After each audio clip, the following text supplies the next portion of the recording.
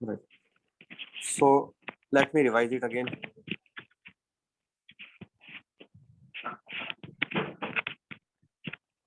See, where was I?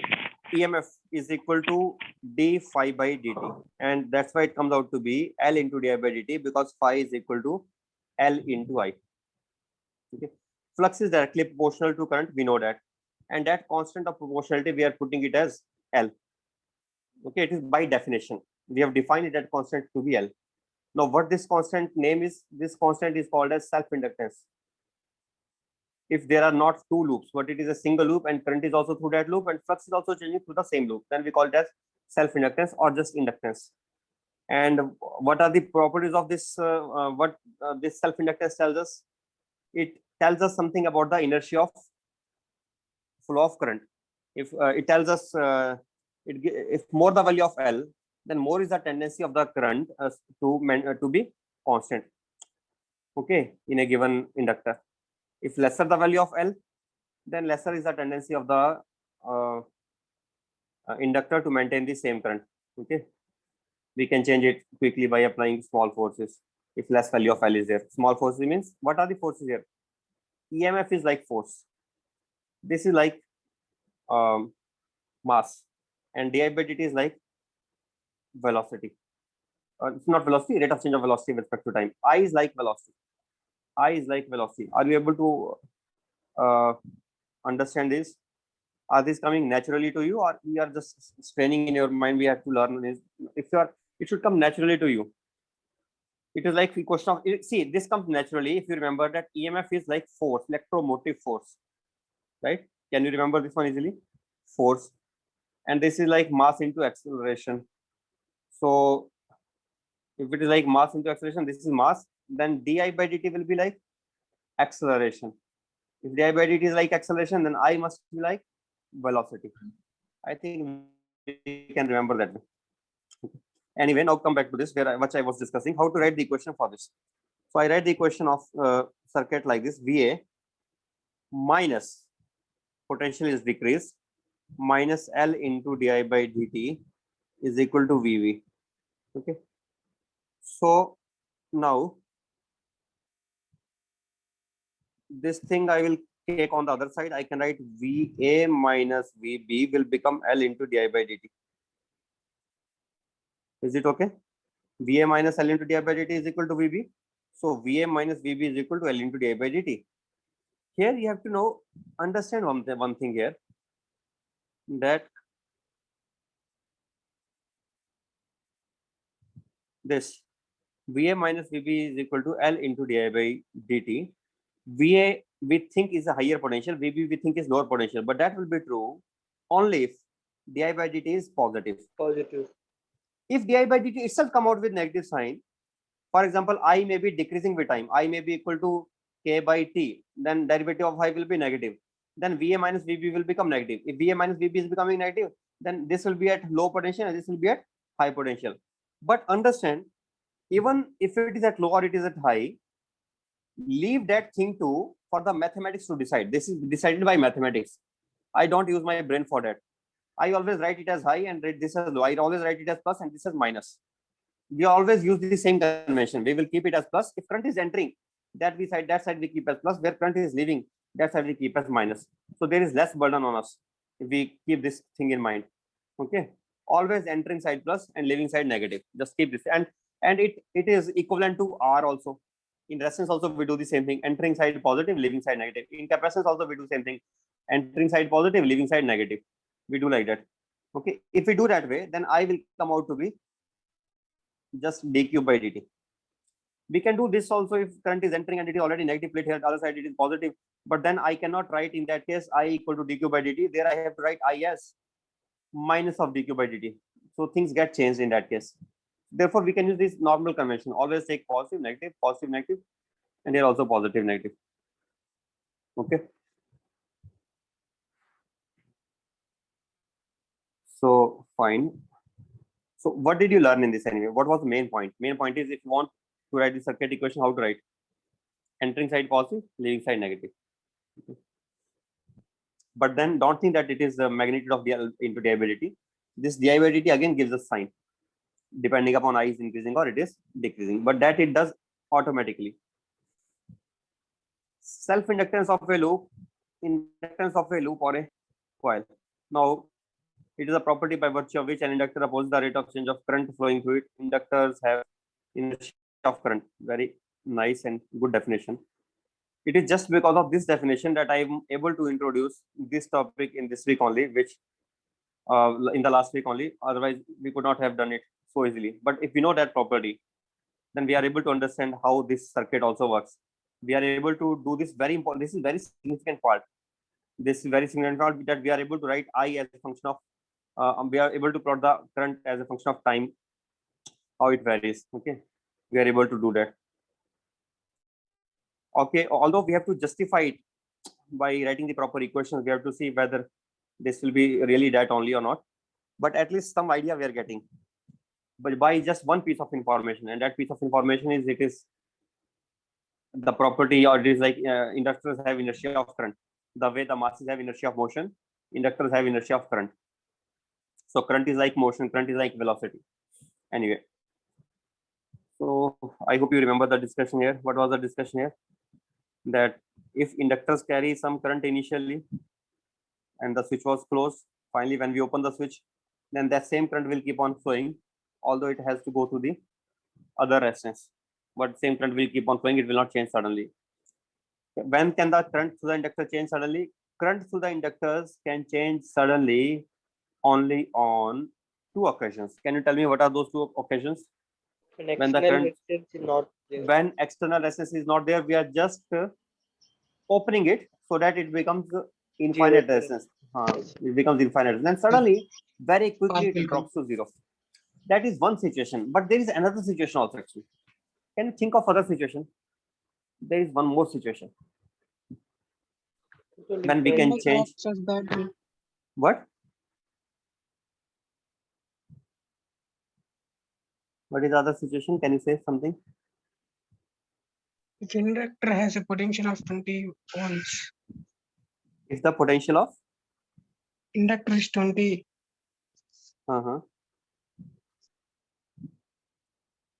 I could not understand. Okay. Anyway, just listen to me. You will understand yourself. Let me take another situation now. R2. In fact, rather than saying R2, L2, if I give the values of R, it will be more easy for you to understand. Let us take some values, easy values. 20 ohm is easy only. Inductance I'm taking L, and that inductance I'm taking 2L. And 10 ohm is also easy. And this current is this voltage 20 volt. And this is, there's a switch here. And this voltage is also 20 volt. Now I'm asking you, in steady state, you remember steady state? When the current becomes constant, that is called a steady state. In steady state will always be achieved after a long time and time tends to infinity. So in steady state, what is the current in the first circuit and what is the current in the second circuit? What is the current flowing through the batteries I1 and I2, let us say? Tell me in steady state, what is the current? If current is constant, then L into di by dt will be? What will be L into di by dt? Zero. Zero.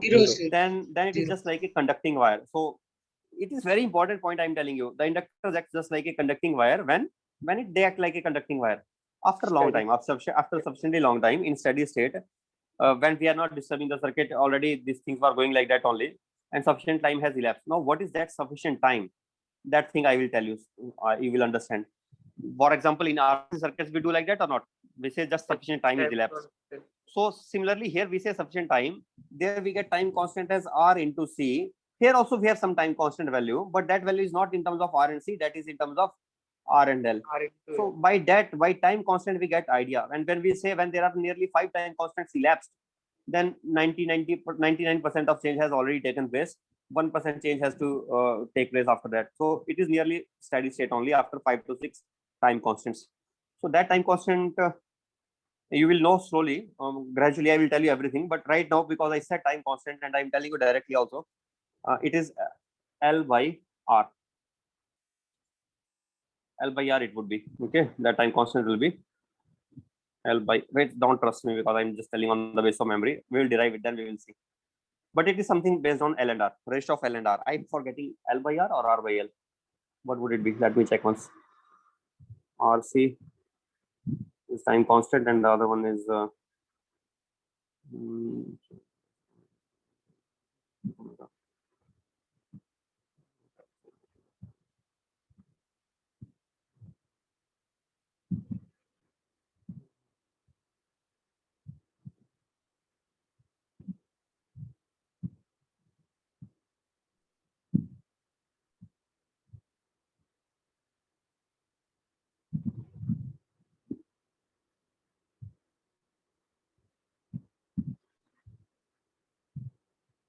okay, I will tell you. I will derive it and I will tell you what it will be anyway.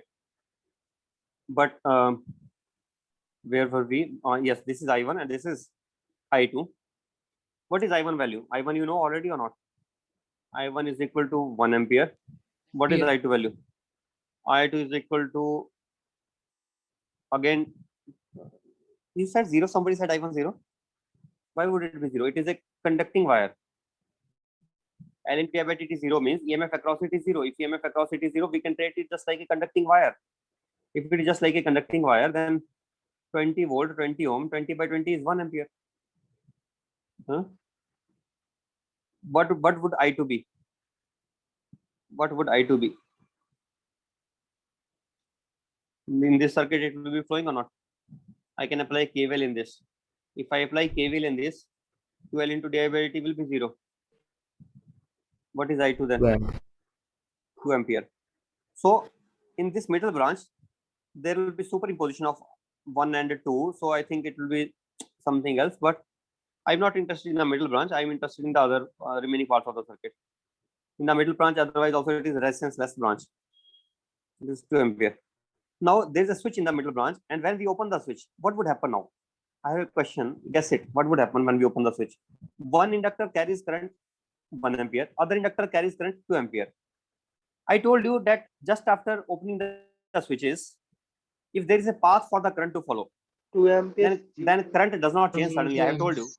I have told you current does not change suddenly when there's a path for the current to follow. Is there a path for follow or not after opening the switch? Is still there a path or not? Yes, sir. Yes, sir. But now you tell me this inductor wants the current to be 10 ampere, 1 ampere, and this inductor wants the current to be 2 ampere. What would happen? What is your opinion now? 1 ampere will be. No. Why? Why are you being partial? What is the problem with this inductor with the, so that it should not be 2 ampere and it should be just 1 ampere only? Because it is first and it is second. Oh, no, sir. I'm saying maybe not with 10. Make a guess. But this guess was not even reasonable, because why should it be just according to first only and not down or this one? It has tendency to maintain 1 ampere. It has tendency to maintain 2 ampere, but they are in series and the current has to be same. We know that. So would it be 1 ampere or would it be 2 ampere or would it be something else? Neither one or neither two. Neither 1 or 2, sir. And would it be in between 1 and 2 or more than 2 or less than 1? One between 1 and 2. Very Between good 1 idea. and- Very good. Now very reasonable, very nice. You're getting some idea. Yes, it will be between 1 and 2. Means it is like sort of bargain between this inductor and that inductor. Okay, it is sort of bargain. It wants the current to be 1 ampere, it wants the current to be 2 ampere, but they will adjust to a final value. And that final value, now you tell me, I think you will guess it very easily now. You tell me final value will be closer to 2 ampere or final value will be closer to 1 ampere, which will be having more share in the bargain. 2 amperes. Closer to Yes, one. very good idea. You guessed it 100% right, because it is more inductance, so it has more tendency to maintain the current. As I told you, more inductance has battery inertia, like more mass. If it is like electron, on electron we apply small force, it will quickly change the direction without much spending time. If I have a big mass and I want to change its inertia, it will not be easy. Its inertia motion has tendency to move in one direction, it will keep on moving in that direction. So this L is like mass, and it is like collision. It is like collision between two masses, where one wants the current, one wants the velocity to be, let us say, 1 meter per second, other wants the velocity to be 2 meter per second, and they are colliding, and then when the two masses collide and finally they start moving with same velocity, then what happens? M1 V1 plus M2 V2 is equal to M1 plus M2 into finally single V. So they have to attain a single velocity. Single velocity means single current, but they have different tendency. One has tendency to maintain current of 1, one has tendency to maintain current of 2. So what equation do we have here? We have equation L1 I1 plus L2 I2, conservation of momentum equation, is equal to L1 plus L2 into final I. We can get the final I value. Okay. So we are getting idea already. We will discuss all these things in detail. We will understand why this is happening. But I am telling you just this one simple idea that this is having property of inertia. How we are able to do this without even writing the KVL equation. We are getting direct idea also that what would be happening, which would be gaining more current, which would be gaining less current. And one more thing we got here now, that the current to the inductors can change suddenly. I said it cannot change suddenly because it has inertia. That is true. But there are two exceptions. One exception is if there is no path for the current to follow, that is one exception. And second exception is if the inductor comes in conflict with another inductor. If inductor comes in conflict with another inductor, they come in series with each other and they have different tendencies, then finally they will have a bargain and in which they will acquire some other current. So it will also change suddenly from 1 to some other value. It will also change suddenly from 2 to some other value. And what that value will be? That value will be decided by sigma Li II divided by, what was that finally formula? I think sigma Li sigma L, yes, sigma Li II divided by sigma Li, that will be equal to the final current, effective current, when there are multiple inductors coming in suddenly in series. Okay, right, you got it right only. Now finally let us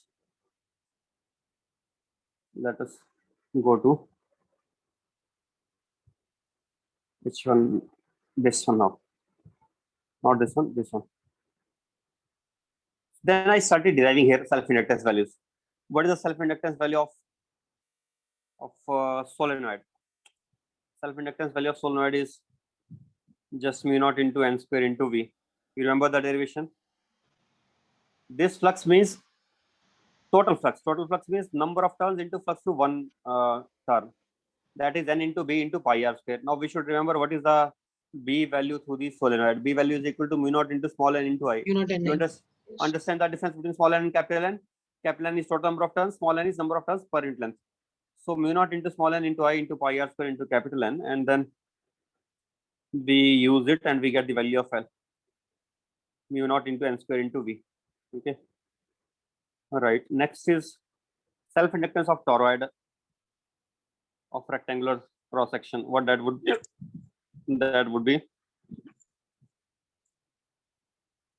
That would be obtained like this here. You remember this also?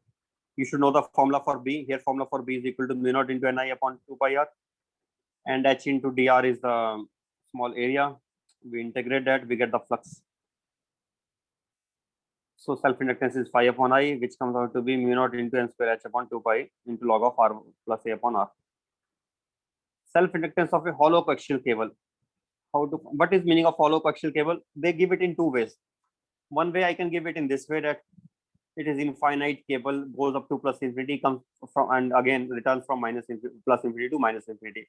They don't tell us the connection where they are joined, and we don't care where they are joined, but it is just extending up to infinity. And if it is extending up to infinity, then we don't even care how they are joined together. But if it is finite like this, then we have to specify that when they are joined, then how the current is flowing symmetrically outwards and then returning back, again entering symmetrically radially inwards. And now we have to find out the self-inductance value for this. So how to find the self-inductance? This formula of magnetic field for this, already we have found out flux for this case, right? Therefore I wrote directly flux. We have already found out the flux. We referred the notes, earlier notes, where I was taking the flux. There we found out the flux for such cases. Now all I have to do is I have to just take that flux and divide by current, and I will be getting the self-inductance. Similarly, flux through this we have found out already. Then we are getting mu naught into K is the value of magnetic field. Then mu naught into K into L into H upon current. That will be the self-inductance. Okay. Again, now I'm cutting it short. This is very important for you to go through this class once again. If you don't know any of these properly, or if you're not comfortable with this, you should be able to derive all these formulas which you have derived so far. Okay. So let us move on to the today's lecture. It was Sir, just revision. Yes. Here mutual index equals to flux into due to 1 by current in 1, sir. Yes. Or yes, right. Or opposite. Flux in 1 due to 2 means any one. This 1 and 2 is arbitrary. I could have said it is 1 and it is 2. 1 and 2 are arbitrary only. And one more thing, now you may think that this is infinite wire, sir. There is no loop. Actually, there is always a loop. Whenever there is an infinite wire, you should have this picture in mind, that this infinite wire returns back. But while it is returning back, it is not returning from such a place so that we can see that wire. We can't see it. It is not returning from means close to us. It is going from here and it is returning from some very large distance away, so that we never get to see its ends. All I see here is, I see some wire which is coming from very minus infinity, very long distance, and going up to plus infinity, and we don't see where it is coming from, where it is going. But actually, it is always a loop. Okay. Although that loop could be this side or that loop could be that side, that doesn't matter. Answer will be same only. Understood? Yes, sir. All right. Next we have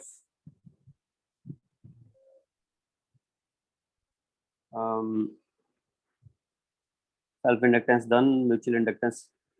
There may be some other formula of mutual inductance, I think so. Let me think. One formula of self-inductance is still pending, but for that I need to derive energy stored in inductor. Last time, I wanted to take energy stored, but I came to know that I have not discussed it in the class. So today I can start with energy stored in the inductor. Let me start with new note.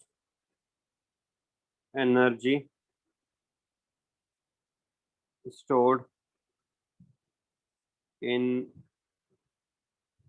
inductor. Energy stored in inductor. If I have a inductor L, by integral IVD, and here we have some battery of potential difference V, and there is a switch which was open initially, and then I close it at t equal to 0. There is no resistance. It is ideal inductor. Ideal inductors have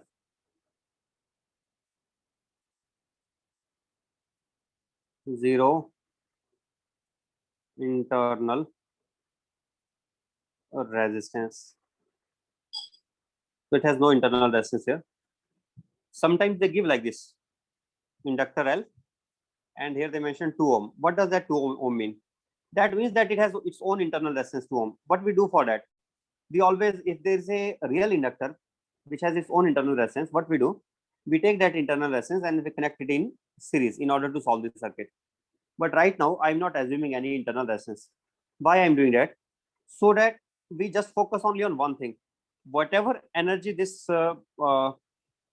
is supplying, that is only consumed, that is only stored in the form of magnetic energy inside the inductor. Therefore, I'm doing that, right? So let us do V into current is here. Let us say after closing the switch, at any instant of time, current is I. If at any instant of current is I, then what would happen? V will become equal to L into di by dt, right or not? Our equation is V minus plus. Increase in potential, we are using KVL. By KVL, V minus L into di by dt will be equal to 0. So V is equal to L into di by dt. If that V is constant, L is constant, so we get di is equal to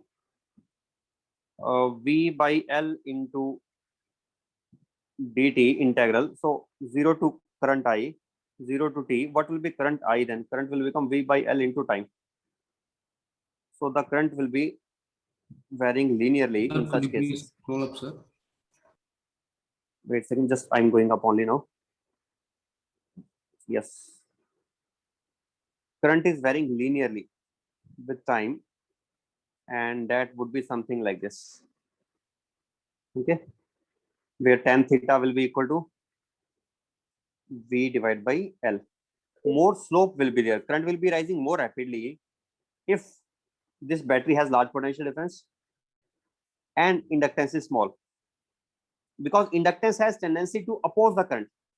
It will try to oppose it. So inductance, if it is small, then it has less tendency to oppose. Less tendency to oppose, then it will gain the current quickly. It is something like velocity versus time graph, and here slope is nothing but force per unit mass, like acceleration. Okay, is it understood? Yes, sir.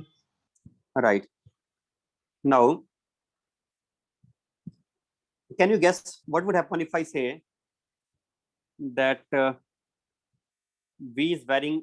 It is not constant, it is variable voltage, and it is varying like kT as a function of time. What would happen to current versus time graph? It would become Parabola. parabola. It would become parabola. That will be like uniformly accelerated motion. This is how the current varies. Our aim was to determine energy stored in the inductor. So energy stored in the inductor will be energy stored in inductor is equal to work done by battery. Work done by battery. And what is work done by battery?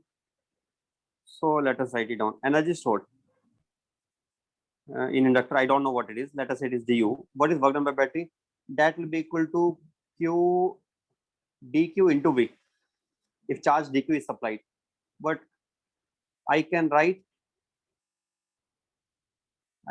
this thing as L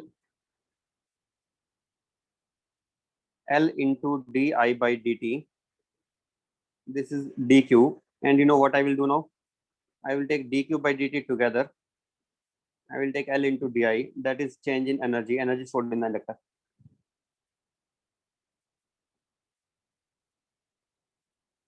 What would that be? Work done by battery, I'm writing infinitesimal work, means it is for small, when small charge, extra charge was supplied. I'm taking only for that case. Work done by battery, I'm writing it as dwb, which is equal to dq into v. Now you tell, what would it be next?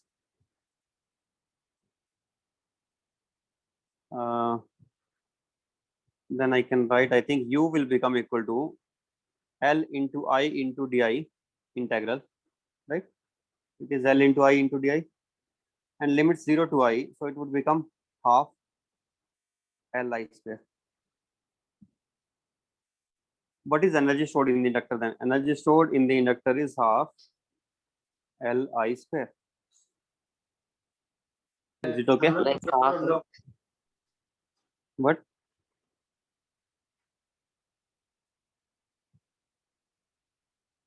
Understood or not? Yes, Yes, that's half. Half Li square is the energy stored in the inductor.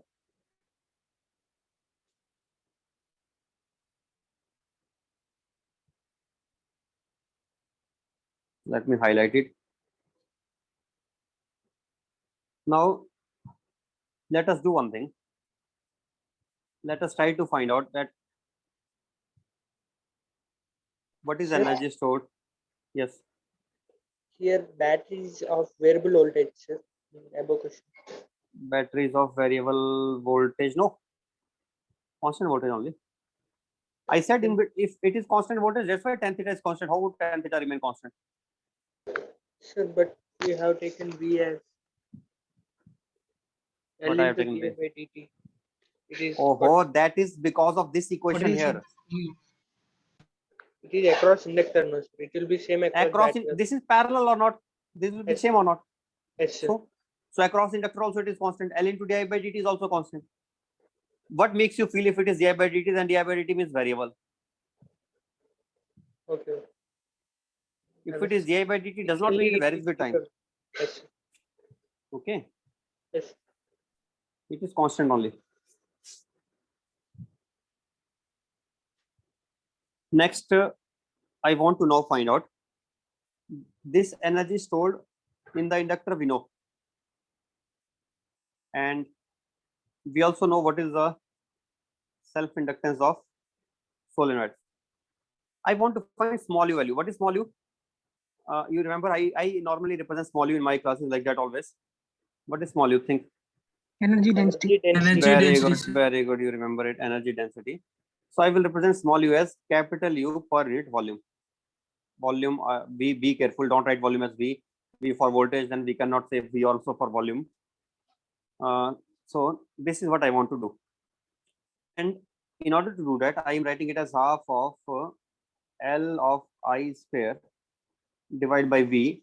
If you remember the formula for L, then you can tell me now. What is it? U naught N square V. One more thing.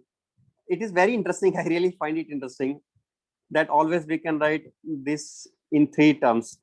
Like phi square upon I is phi square upon L. Sorry, I think phi square upon L, and it is also equal to half of phi into I. Is it right or not? Because phi is equal to Li, as phi is equal to Li, so we can write it in this way also. It always happens like that. We can always write energy in multiple ways. Sir, for inductor, for capacitor, for resistors. For inductors, for capacitors, for many such cases, really, it is very interesting. P square by 2m. You know, for kinetic energy one, P Yes, square by sir. 2m and half mv square, right? Always we do like that only. Half TV P square by 2, Hmm. half MV square. Similarly, for spring potential energy, half of F square by K and half of Kx square. Half of F square. All right. So this is finally, if I want to write, I can write in terms of flux also. So let us write in terms of flux. Same thing I can write in terms of flux, or I can write in terms of. Do you remember what is the formula for self-inductance of the solenoid? Mu naught N square V, sir. Mu naught N square V. I hope you should now you should learn it. If you don't learn it, then you derive it every time in the. That is also good way. We can derive because it does not. But at least something we should remember. Mu naught Ni we should remember. Now, if you don't remember that, then again derive that also from Ampere's law. But we cannot keep deriving, otherwise it will take a lot of time. I'm directly writing it as mu naught into N square V here into I square divided by V. V will get cancelled out. Then what we are getting? Half of mu naught into N square into I square. And I think you know already that I can also write it as mu naught Ni whole square by mu naught. Reason for doing that is it is half of magnetic field inside the solenoid square by mu naught. This is energy density. So you remember energy density formula for electric field. In terms of electric field, when I wrote it as half of epsilon to Not E E square. square. Now it become half of B square upon mu naught. Almost similar only, right? Half of B square upon mu naught. There it is half of epsilon naught into E square. Right. This is energy density.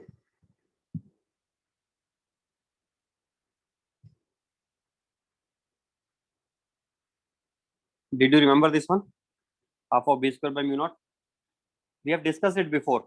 Electrostatic, magnetostatic presence. Magnetostatic pressure. Yes. At that time, I briefly told also that this magnetostatic pressure also comes out to be equal to magnetic energy density. And similarly, the electrostatic pressure also comes out to be equal to the electrostatic energy density. Okay. Only difference is there in energy density and in this, that energy density we can assume to be stored in the place where the magnetic field is present. But if I want to use it for magnetostatic pressure, then I should take the field which is close to the surface of current carrying conductor. If it is close to the surface of current carrying conductor, then only I can say it is magnetostatic pressure. What should be close? The magnetic field should be close to the surface of current carrying conductor. But if I want to write it as energy density, then this energy density can be anywhere in the space where there is a current carrying wire close to it or not, doesn't matter. Okay. All right. this is it. Now we know the magnetic energy density formula, and we know energy stored in the inductor also. I think time is also over now. Sir, And now better to you do something on your own today. You can do the questions also. We have done enough. Okay. Yes. If you want to read the theory book, you can do that also. If you want to read Yes. theory based on these, or you can start solving the problems. It is your choice. Or maybe do something from the last week only. Last week, whatever is your pending task that you can do. Okay. Okay, then I'm ending it Okay, now. sir.